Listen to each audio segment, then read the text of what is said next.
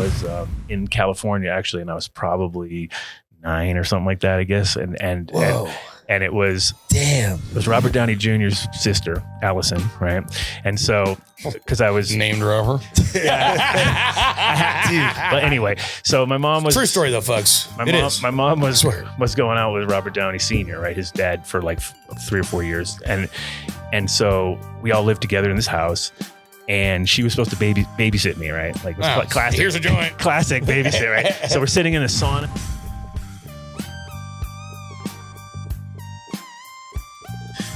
Hey, everybody. Welcome back to the Jug Dealers Podcast. All things cannabis and lifestyle related, brought to you by the good people at 5/8 Distributing. We are back today, and we have a special guest in studio. We've been really psyched to bring you this one. We have our good buddy, Adam Dunn. Yes, good, long-time friend of the show, long-time friend of New Millennium. Dude, longtime friend of both of ours. I mean, I've known Adam. I think I want to say I've known Adam 10, 12 years. That pretty first much Adam Dunn Chip Cup. Yeah, pretty much since I got here. Yeah. And I remember actually. And you came here in a force, bro. Yeah, well, and that's the thing. That was when obviously Colorado was going and doing the whole thing, which was awesome. And I was introduced to you by Jair, actually. Originally. So pleasure having you on. I've had the opportunity to be on yours a couple times. Yeah. So it's cool to be able to flip flop. Welcome to the Jug Den. And glad to be here. Awesome. Good to have you. Well, let's just kind of jump right into it. And I mean, we're kind of have a somewhat traditional path that we go here, but it's very free form as we talked about. So you don't want to have too much structure. No, not a lot of we're pretty free around here. We're pretty free around here. But just kind of start from the beginning. Where'd you grow up? What was your early life? What are your parents like? Did you have a normal family life? Hell no. Did you have a crazy family life? What do we got, Adam? I definitely had a crazy family life, I'd say. Well, it's always like a book or something. My wife, if she listens, she's going to be like, oh God, here he goes. Here he goes. But no, in general, I mean, I was kind of, I'd say I was almost groomed for cannabis just by proxy, because I was born in Woodstock, 1969, I'm seeing the pattern. So it's like, it's starting already, right? Like out of the gate, we're talking like, June of 69. So a month before the concert, but my mom was living up there, and a lot of communes up there, bro. A lot of communes. Oh, for sure. And that was kind of how I was raised. It was sort of like it was a group called Eureka, which is like a spiritual group, came out of South America. So my mom was right in there with them early on. So they went I started off born in New York, but then we're down in South America, in Chile. And so that was right when Pinochet kind of came into power. So that got all weird. And then my mom escaped from there and kind of came back with me. And I knew my brother who was born down there. So she had to literally, and he had no passport. And they were like, oh no, he's staying. He stays here. And she's like, no. This is my son. He was born here, but he's This is 1970s? 72. Wow. Okay. Wow. And so she was like, they were like, no, you're not getting a passport. You're not getting nothing. No, he's going to go to the army here. This is what he's here for. You know what I mean? And she's like, we need young men. He's just born. Right. No, it's fine. So she's like, had to smuggle him out. And, we came back to the States, and then we were up in NorCal, up in Big Sur, kind of where Esalen is and all that. So it was like kind of, there's a bunch of people out there that think they're the Forrest Gump of cannabis or whatever, but I really think I am the Forrest Gump because everything that happened as I was growing up just kind of put me into the right place. It just kept like boom, boom, boom, falling in line. So my friend Mojave, who's been on a bunch of people's podcasts, and he's Rob Clark's partner with Robert Connell Clark. And so we're going to bring that book up one of these days. Yeah, that's you definitely got to get Rob on. But so Mo and I were kind of best friends, and his dad was part of the same group of Eureka, and my mom and a bunch of other people that were like it was like a post-bohemian vibed crew. There was a little, and it was but it was interesting because like you guys were talking about earlier we were talking about when you first kind of identified cannabis or whatever. I was just around it all the time because everybody, this is in the 70s. So it's like, early mid 70s, and everybody has a wooden bowl, where they de-seed their weed in, right? Sure. Everyone with a nice patina on it, like those bowls. The bowls are definitely being used regularly, right? So those smells and those, which are really interesting too, because everything was imported at that time, right? There was no it's Jamaican, it was Thai, it was all these flavors that like you don't really get to see very often now. And now even if you go there, you're not going to hardly find. It's like, wait a minute, what are you talking? This is cookies? Oh God, like no, not again. So all those imports, and cannabis has changed dramatically in the last 50 years, as far as like it used to be an import situation, and it was like loads of things coming in, and there was different loads, and there were good loads and bad loads, and all the above. And so funny enough, people around my mom's generation everybody was hustling, right? Everybody fucking had a hustle. And so my parents were hustlers. Like if you weren't working in the system, you had to but it's amazing because if you think about it now, you're like, dude, if they only knew how fucking awesome it was for them at that moment in time, because nowadays is like that you're just in with the wrong people. Like there was a time period where you could be a fucking respectable person and just import shitloads of cannabis for the right reasons and spread the money to the right people, take care of multiple families, what I mean? And it was respectable. Nowadays it's like, it's trapped, it's like trapping and just horrible. And and there weren't so many people doing it back then. Yeah. Oh yeah, for sure. And it was like way more, it just had much more of a wholesome vibe to it or whatever. So growing up, I was like, everybody's house smelled like weed or hash. There was always a piece of Afghan hash at the time because that was a lot of Afghani. And it always had a certain like really sharp, nice fucking impressive, like just a really, as later when you're growing cannabis yourself, there's a certain hash THC heavy, even though THC technically has no smell, the right qualities of everything just creates this one little dot, which goes through everything. You know what I mean? Like you'll see it. It's funny how you can be as old as we are and there's still like, that's memorable. You can go and like talking about it, like we're talking about it, like it literally, it takes you back in your mind. You can see it. Oh yeah. And it's tassel. And you're like, I've had some hash like that, some Moroccan and some Afghani stuff where it was like dark brown, red. Moroccan has a certain line. Afghan has a certain line. Nepalese has a certain line. The Thai weed back in the day had a certain thing about it too. But there was this crossover period. Like there's this thing where they all just like ding, and like at that crossover is exactly what I'm always looking for. Like that's the weed I want. The one. Like and I'll have it with occasionally, just even with a cart, I'll have it sometimes. Like I'll be like, holy fuck, dude, it's in there. Like it's there. They nailed it. They nailed it. It won't be it'll be a fucking proper thing. It won't be some. Well, I love that what hash will give you is that incense and the air quality to it. And again, that you can find in certain things. Sage, sour. That's haze. Yeah. Anything haze based. It's just like that sharpness when you go in the air, you walk into a spot, you walk into a party, whatever, you're like, where's that? Who's got it? Or it's like that's what I want. And Amsterdam created that too with the like walking into every coffee shop has a certain a patina or a vibe to it because it's been like people have been smoking weed in there for 40 years.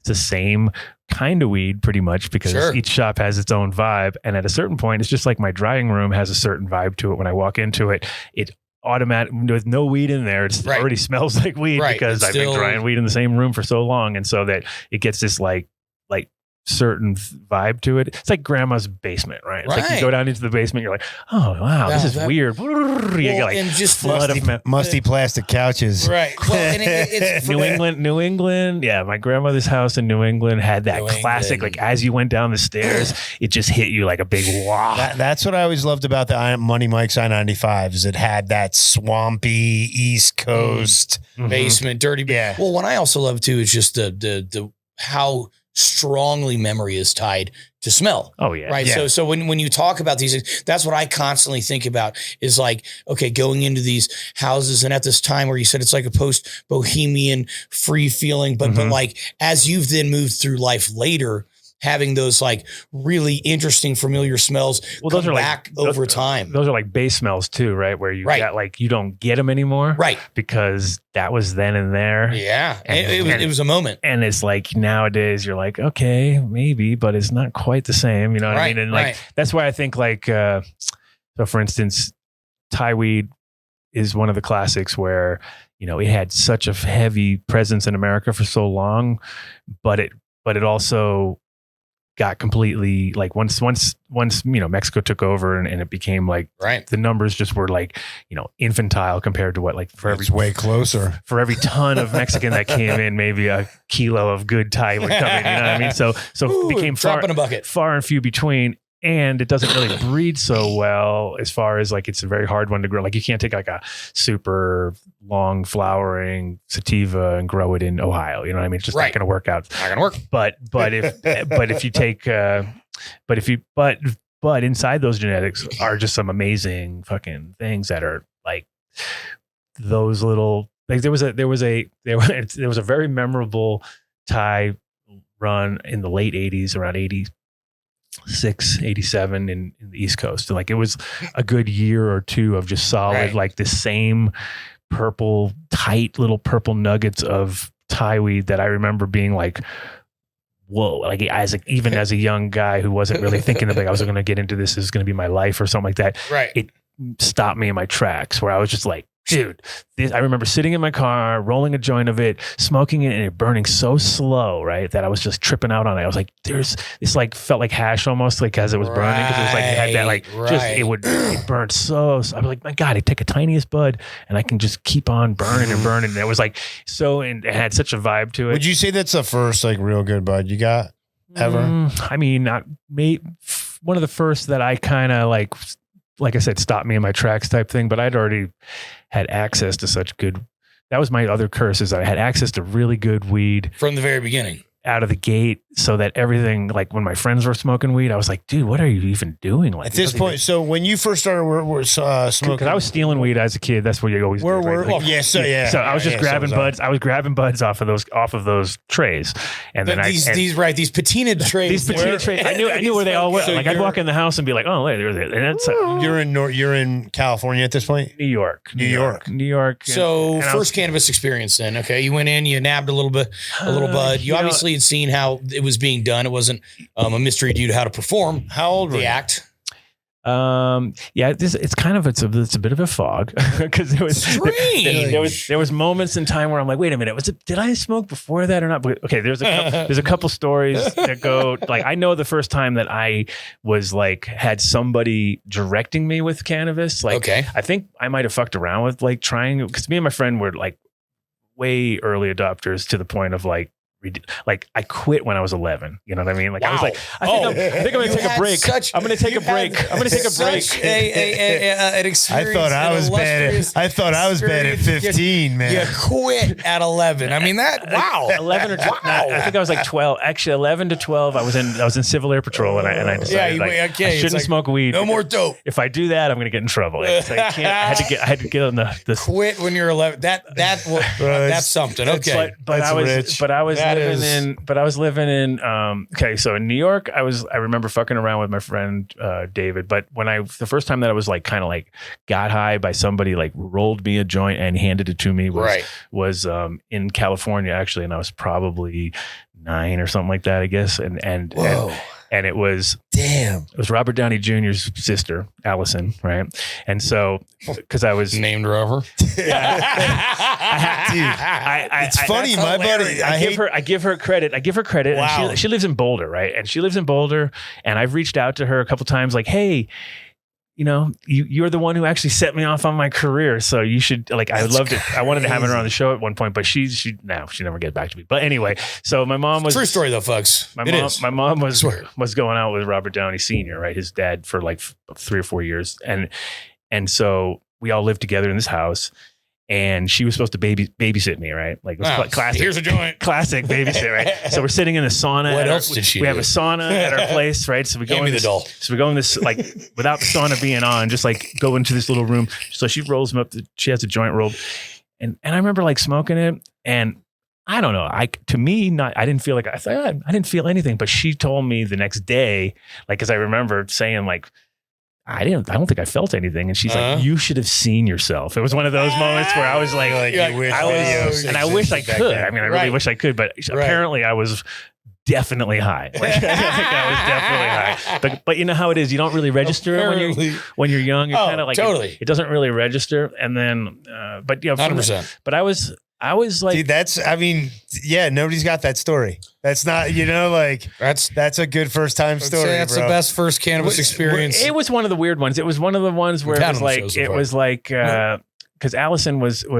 funny. She was a mess. She was like, you can imagine, right? Her brother. I've had friends who were in the same space as Robert Downey Jr. universe. Back when he was not where he is today. Yeah. So I definitely have heard some stories. He was like 16 at the time. No, he was like, let's see.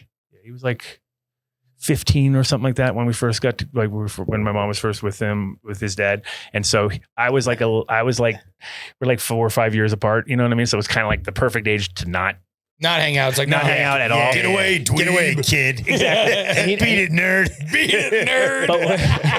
But what was even funnier was that he was still in high school, and he was in like he was in drama class or whatever. Yeah.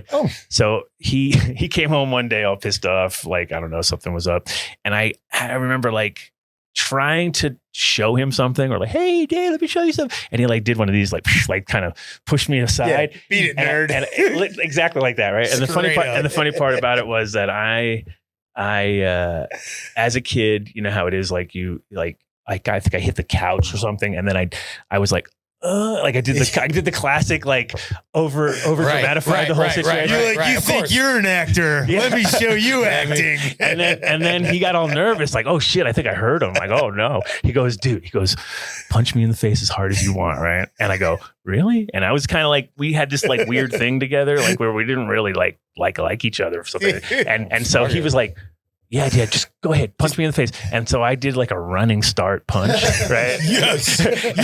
And like Superman punched his ass. And then he was all like, oh, I think you broke my nose. Like, I didn't break his nose, but I think he thought he did because he had a bloody nose. And he was like, I got to be in the play tomorrow. And it was just one of those classics where I was like, later on. And then I told it to my son, and my son's like, you broke Iron Man's nose? I did, son. Yes, are we at 16-minute Rambo? Because there's your thumbnail, bud. The time I punched Iron Man in the face. Yeah. Not bad. Yeah, not bad. But it was interesting though, because it was like growing up in that whole time period was like, 80s. So like 70s in New York. Like, you weren't kidding when you said you grew up different than everybody else, and I've known your stories. Yeah, no, it's for great sure. to hear. And then so 70s New York, 80s LA, and then 90s in Amsterdam. You know what I mean? Kind of like that was my. So I was going to say, you're actually taking us on the journey that we kind of mapped out. Let's talk about. When did you get to Amsterdam? So first off, you obviously had that illustrious Civil Air Patrol career. Quit smoking dope. This is all by 11. Quit smoking dope at 11. By 11. That lasted for 2 years. We're kicking Iron Man's ass at 12. Yeah. But I have to say, in Civil Air Patrol, I really took it seriously though. I because my dad was in the Air Force. My mom, my grandmother was in the Marines, and my grandfather was in the Navy, right? So the whole family was like, everybody was super military based. Right. And so it was funny because I was like fucking hyper focused on it. I was like, you know what? I'm gonna do Civil Air Patrol. I'm gonna be a private. Quitting the weed. I'm doing Civil Air Patrol. I'm gonna go. Yeah, and then I'm gonna go straight into the. I'm gonna go straight into the Air Force. I'm gonna go from Civil Air Patrol into the Air Force. I was dedicated, like doing it. And then the funny part was we used to go behind our house. There was always kind of like woods and swamps and kind of wacky zones, end of the road vibes, end of the road vibe. Right. Yes. So we would go out. I'd put all my military gear on. We'd have fake guns and shit. We'd go out in the woods and just do our bivouac or whatever. Right. Right. So one day we're out there and my friend goes, hey, Adam, is that weed? And I go, I think it is, because I was the one guy who smoked weed. So this is where you smoked put your seeds. This is where I figured out that I didn't want to be in Civil Air Patrol anymore. I wanted to smoke weed for the rest of my life, pretty much, because it was like we found these plants and we took some. It was like there was no buds. It was in the summertime, so we took some leaves, took them back to his house, put them in the toaster, I dried them out. Yes, I lit up a joint and I go, that's weed, all right. Like I was like, and damn straight, that's weed. And then the funny part was that we out of this joint. We went, so we were always wearing military gear in school at the time, right? Because I was in that full mode. So I was always wearing my shit. We had my fucking fatigues on. And then it slowly went like I was a Vietnam vet now all of a sudden, right? Like you're like cutting the sleeves off your Civil Air Patrol. Yeah, so you're Lieutenant Dan all of a sudden. I went straight from military like minded to long hair, tie dyes, Grateful Dead pins, and fucking I went like straight. I just went for it. Like, it was just so funny. I was like, all in. I mean, I love it. I went up, I went down. I was like, okay, so now I'm 12 and I've already been through the war. I've lived the whole life. I've been through the war. I've quit drugs. Done it all, bro. Yeah. So that, but yeah, and then settled down in Rhode Island for a while. So I had my New England sort of experience at that point because my grandparents lived there. So I kept going back there for the summer. My mom would drop me off there. Where in Rhode Island? First I was in one town. Warwick. No. Warwick. Outside Providence somewhere. I was lucky because I was in South County, and South County is like a little nicer. So South County is a little better. You're closer to the water or whatever. But I was actually right next to the naval base there because that's where my grandparents went. So you have the CBs were there and stuff where they build all the shit. So but I'd go there for the summer, and I had all my friends there. And you know, when you're a kid, you're like, I just want to stay in one place, man. I'm so sick of moving because we kept moving and moving and moving. We'd always be moving. Like I was like that a lot as a kid. When we were with Robert Downey, we had like there was one year I went to. I think I did 7 schools in like a year. It was like ridiculous. We kept moving. He'd be like, "All right, let's go. We're out of here. We're moving. We wrecked this house. Let's go to the next house." You know what I mean? And it was always like, okay, I guess we're moving again. You know what I mean? So I kind of got tired of it. Told my mom I want to stay in one place. So I kind of got her to come to move to Rhode Island with me. And we ended up in Jamestown, which is closer to Newport. Yeah. And if you're going to be in Rhode Island, you want to be in Newport. Because that's like the only place with any culture. The rest of it is like, it's nice, but it's not necessarily like you want to be like, what are you going to do now? It's like, let's go to Newport. You know, so we ended up in Newport, Jamestown, which is right across from there. And, did the kind of high school vibe thing, and I make it through high school. How was high school? No, I did. I record time. I mean, because I never failed a year. Made it through. I was surprised because I mean there was years I pushed. I had the worst. I had the worst attendance you could imagine. Like I was I was late so bad. I was so late so early on, so often that my grandmother, even after I moved out, and she would call me every single fucking morning to wake me up because she knew like Adam is the worst. Like he's the worst guy ever. And so they had this policy when you would, after 18 days of being, if you were late, if you were absent after 18 days was the limit at cutoff time. If you had any more than 18, you got to repeat the whole year. Oh, and if you were late more than 3 times, after the 3rd time, they would automatically suspend you for a day. So that added to your days. Oh. So I was like, dude, I was like, at the first month, I was already like maxed out. I was like, oh shit, how am I going to make it through the rest of the year? If I've already used up all my lates, you know what I mean? I'm like, oh, this is getting bad. And so when I actually graduated, my principal literally said to me, like, I thought you never would have made it, Adam. You know, I was like, thanks a lot. Hey, thanks for that. Thanks for the vote of confidence there. Exactly. I'm going to go on and do big things here. It's funny. Senior year, I actually failed microeconomics because it was the first period of the day, and I just freaking missed it. Man. And then I ended up having to take it at summer school at the university.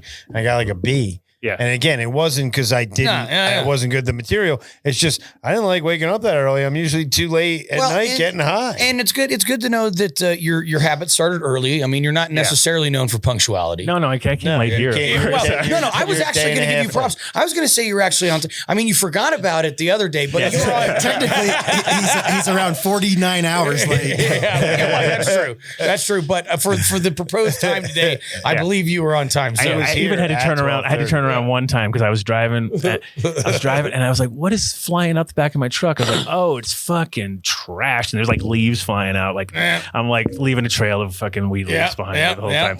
Yeah. But no, so basically Rhode Island was my sort of formative high school years or whatever. And that's kind of where that's where I grew my first plants. That's where I had my first sort of like, hey, this is something that is interesting to me. Like I bought a Phototron when I was 16, 15, 16. I had two of them. Out of the back of the magazine. Oh yeah. And I bought it so I bought one and my friend paid for one, but he had it at my house because he couldn't do it at his house. So basically I had two of them at my place and I built a little room downstairs. I lived in like an over 100-year-old house. So it was like a, old farm. So it had like dirt floors. Yeah, my house had dirt floors. I had one from 1700s. And it was like, okay, I guess I'm got to build a little room here because I can't just have dirt floors and things. So I built this little corner room, put the two Phototrons in there, did the whole deal, was, contacted the guy, Julian D. DeMarco, and fucking did the whole, like, it was such a scam because his whole thing was that he would, he'd say that he'd say, send me a soil sample, right? You had to send him in a little tiny, like it was sphagnum moss, right? Is what he used as a medium. So sphagnum moss and some bullshit newts that he had put together. And it was like, he basically's like, send me a soil sample and I will analyze it and I will send you back a custom formulated food for your particular But really, he situation. just sent you whatever the hell he was putting together. He's just there like whipping it in the corner. Like there's nothing formulated. In the Phototron, were you growing seeds you had found, seeds you had bought? No, there was you couldn't even buy seeds then. So it was, this is in 85, I guess it was 84, 85. Cause I was 14, 15, I was like 15, 16 when I got those. And so, I remember I had Hawaiian seeds, because just from some Hawaiian weed that we had that I had labeled, and I had some Thai seeds, which was a bad idea. Then those ones got taken out. Basically, I figured out really quickly, like, don't follow any of these directions because it didn't make any sense. Like you're in a different place. Yeah. He had 6 plants in this little tiny box. It was really humid and they grew stretched out like a motherfucker. Right. So I just ended up, and the whole thing was his whole deal was you had to just keep cutting it back. So it was like, and so he kind of taught you the whole internode thing. Are people cloning back then? No, not really. There wasn't really, nobody was really thinking about that. So it was pretty much from seed. So it was like it was a sort of like a jiffy pot into sphagnum moss, no drainage. And he had it had fluorescent lights that had like the wiring. It had like the purple lights, right? No, it was pre-purple. It was like straight fluorescence, and then later it upgraded when they had the little U-shaped fluorescent. Like that was the upgrade. Oh yeah, that was the big upgrade. And then you put a incandescent bulb at the top, just as like kind of like something so that it makes the plants go up instead of kind of just hitting the sides. Knows where up is. And it was like a little humidity tent, you know what I mean? Like you come in there and you'd be like, oh my God, like, and Florida in here. And I came in, so then it was like classic too, right? So I'm sleeping. It's like a Saturday morning, and my mom and her friends were out in Newport raging, right? So they came home late, and her friend slept on the couch, and he woke up in the morning and was like, dude, he wakes my mom up. He's like, I don't know what's going on, but it seems like there's a fire coming from the stove, right? And she like knew right away. She goes, oh shit. And she's like, oh no, it's Phototron. She like gets up and she tells him like, I think it's my son's plants, right? And he goes downstairs and it's like, it's smoldering. It's a smoldering mess, right? It wasn't it wasn't like a fire. It was like an electrical fire. Right, it was electrical fire. Electrical meltdown fire. Makes you want to barf. Yeah, you're like, exact. And so I'm sleeping peacefully, right? My mom comes up and she goes, Adam, your plants are on fire. And I'm like, what? And I'm like half asleep, kind of like, no. She's like, your plants are on fire. I'm like, my plants are on fire. My plants are on fire. Like, holy fuck. And I run downstairs and my mom's friend's standing there and he's already unplugged everything. And it's just a big smoldering melted mess. Like where one of them's completely melted and the other one is like, it kind of fell over into the other one and melted into that one. So they were both basically fucked.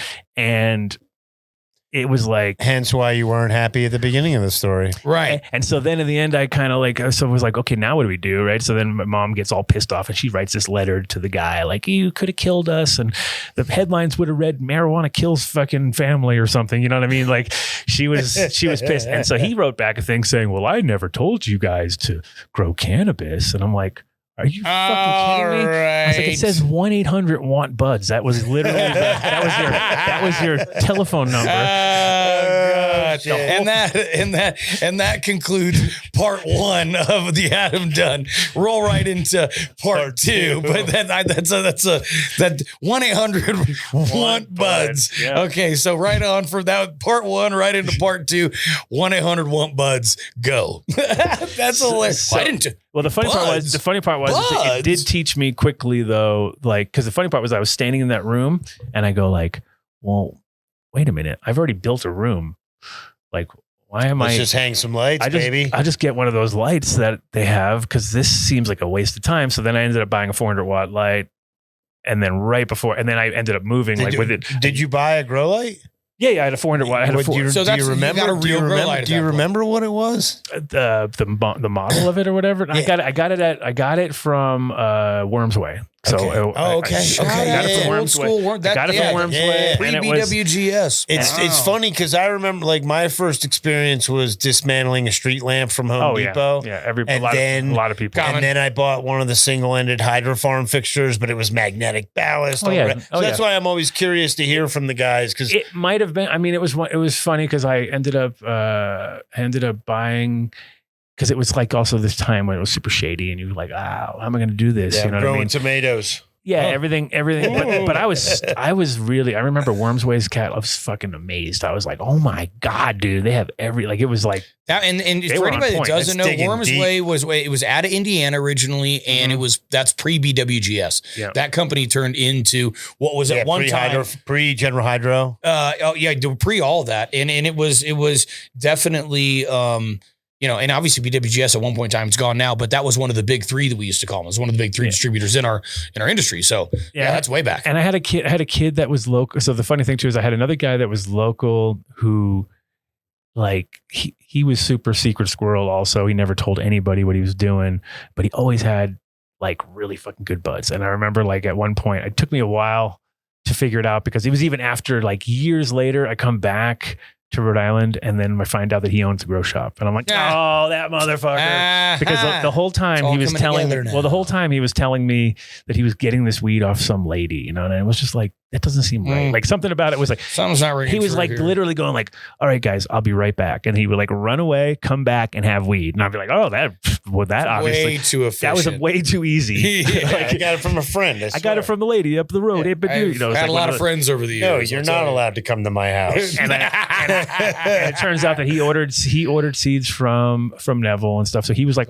he was more on it than I was because he was ordering seeds because that was exactly about the same time period you could get from the seed bank. So right. Yeah. About to say 86, 87. So he was ahead of the game, and I didn't even I didn't put 2 and 2 together because at that point I pretty much remember like just ignorantly believing that he was buying this weed off some lady, you know what I mean? Hey, the weed was good, so it was like, you know what, I'm just gonna believe whatever right now. It took me a while. Keep the weed coming.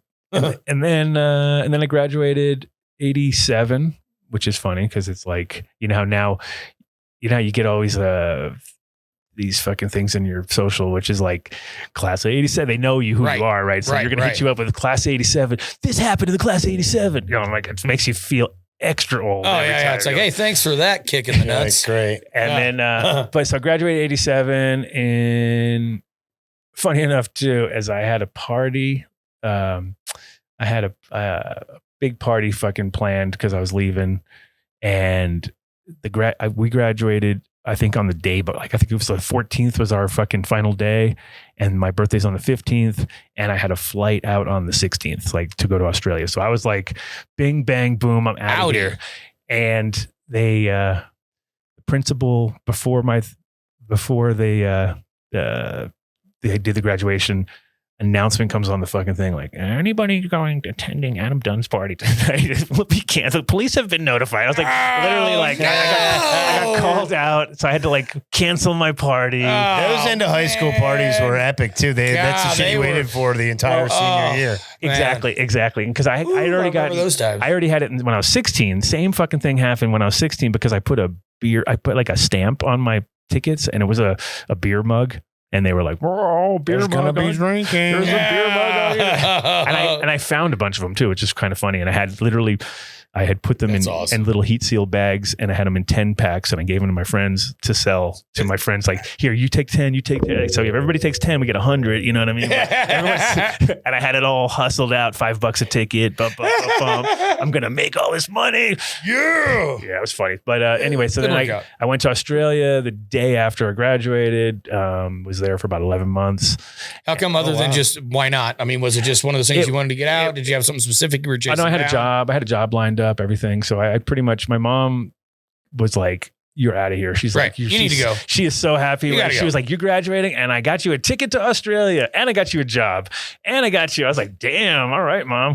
But it was like, I was really into cooking at the time. So I wanted to be, that was my thing. I was like ready to be a chef. I was like, that's what I want to do. Okay. And so I was all about cooking and I had a choice to go to France, to a cooking school in France, which I was like all about. I was like, yeah, it's gonna be great. And then they're like, wait a minute, I have to learn French. You're like, they speak English in Australia. Send it. I was like, and then she's like, well, I got a friend who's a caterer in Australia. And I was like, oh, that sounds even better. Let me do that. So I went to Australia and it was a great job because it was catering for movie crews. So that was great. Oh. So that was like and it was in 1980. I know these type of people. It was in 80. People we grew up with. It was in 87, right? And so the same. So Mad Max Beyond Thunderdome time? Same crew. Same film crew. So I get down there. There's only a great guess. There's only one film crew. There's only one professional film crew in Australia, and that's Kennedy Miller Productions, right? So So I go down there. I'm working for Kennedy Miller, and my very first day, the helicopter pilot comes in. He's on the fucking thing, and I'm like, what? Wait a minute. So the same fucking. It's even the same people. Like there's only so many actors in fucking Australia, right? So as it turns especially in 1987, Adam Dunn just blew my mind. I studied film my whole life. I never really put together. That's why there was no actors. No. Crocodile Dundee is in everything. It's pretty much it was an artistic choice my whole life. It was pretty much like everybody that was on the crew was like, oh yeah, we all worked like that. They were all the first. Some of them were in the movie. Like there was this one girl who was on our crew, and I can like if I go back to the Road Warrior one, I'm like, oh, there she is right there. Boom. Because she has like super white hair. So really obvious to spot. But yeah, it was like dream come true because I'm down there. All of a sudden I'm working for fucking the same crew that did Mad Max. We're doing all these cool. We did this thing called the Dirtwater Dynasty, which was the mini series that we were working on when I got down there. So it was like a super, like it was like the best job for them, not for me, whatever, it's my first job, but for these people it was like, it's a killer first job, bro. They're like, it's like 9 movies in a row, you know what I mean? Because normally you film a 3-hour movie now, or a 2-hour movie. Now they're doing like a 12-part miniseries, and it's going through time. It's like they go back into World War II, and there's like all these different scenes and stuff. So I'm like, kind of is like perfect job. First day on the job, I go in, this guy who's the unit manager, because it's basically when you're a caterer, you're like the first person on. It's you and the unit manager, right? You get to the spot and then you sort of set up shop, and then everybody starts showing up. And I realized quickly that food in that situation is like power, dude. You're like, you're the man in charge, right? You're like, you instantly get to know who needs what, who likes what, who gets what, bum. And I was like, this is going to be great. Like, it was like such a good. And so this guy comes up to me, this unit manager guy. He's like, hey, you smoke weed? And I'm like, fuck yeah. Like, I was like, this is getting better every second. Right. And I'm like, so like I get out the back and he pulls out this like tiniest bong you ever seen, like the tiny little plastic bong. Everybody in Australia smokes bongs, right? Like they smoke bongs, and like how Canadians do hot knives. You know what I mean? Like it's just a thing. It's literally built into their system. But I didn't realize that they mix with tobacco. Ooh. And so I go there, take a fucking, he hands me a bong. I go like, okay. I just take a huge rip. Oh, they're taking bong rips of mixed. And all of a sudden my whole head goes like, it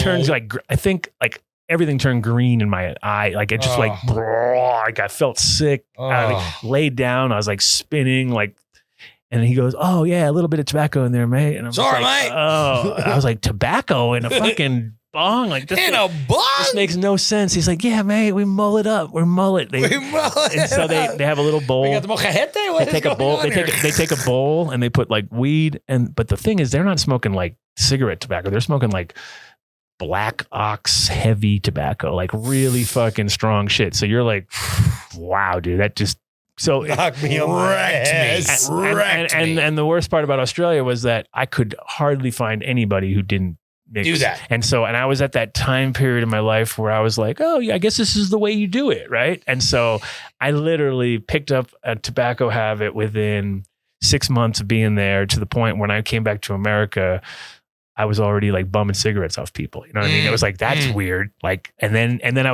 went home and I was I was rolling spliffs, right? I was just like, yeah, this is how you do it. And everybody was like, what are you doing? And I was like, yeah, but what? Yeah, you're kind of right. It does kind of suck. And then after a while I realized like, this isn't good. This is bad. And so I was lucky because I got in and out in like a year, 6 months to a year time period. And the other problem was, quit smoking by 13 and that as well. Exactly. No, exactly. I was in and out. But the funny part was that I was it was so comfortable for me that it was a problem. It was like, wow, I'm really like, right. I like this too much. I looked at every single photo of Australia. I have a cigarette in my hand. Every single fucking photo, like every fucking photo. It's because it's usually me doing like, because I was by myself hitchhiking and shit. So I was just traveling around. So I'd be like, I'd put the camera over there, get it up, set the shot. Of course, if you gotta have the cigarette in your hand, it makes you look extra cool, and you'd be like, yo. It was like it's like every shot is like me like casually holding a cigarette. I'm just standing here. What me? Was that me you're taking a photo of? Hi. You yourself? I was like, yeah, I was all about that. I was all about the auto taking the auto photos there. Selfies before there were selfies. Well, yeah. You come back, classic selfie. You come back to the United States from Australia. Yeah. So I get back here and funny enough, I came back and I went straight to Jamaica, and my mom was on a boat in Jamaica and with her boyfriend at the time, who had bought a race boat, like a really dope fucking aluminum race boat.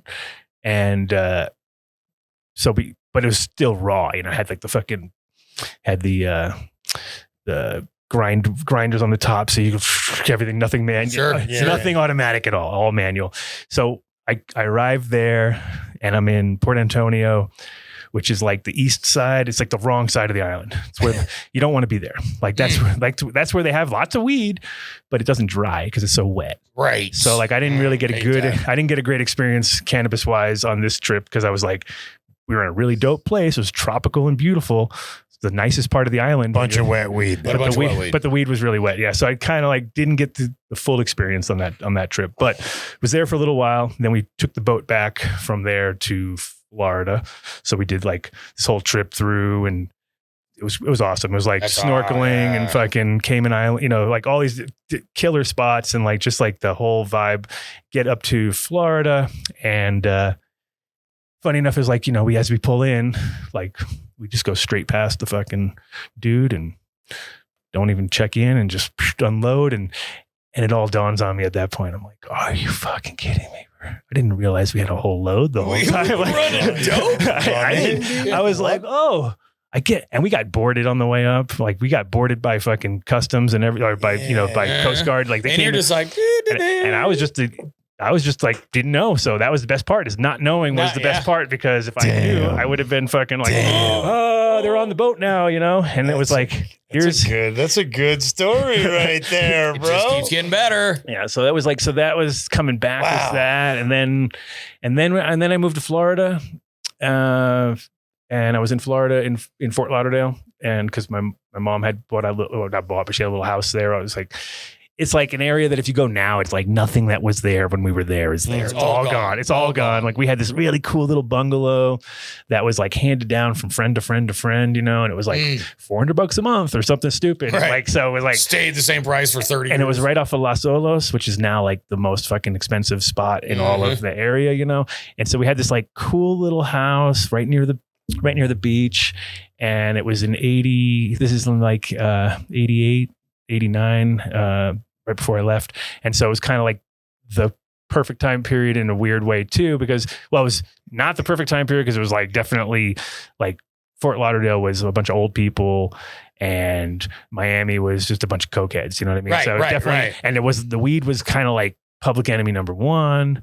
And I remember getting like, you know, some crypto or some other kind of like, there was some good weed down there, but it was really hard to find. Sure. And like, I ended up, because all my English friends that were there working on the boats, because we all worked on boats together, and they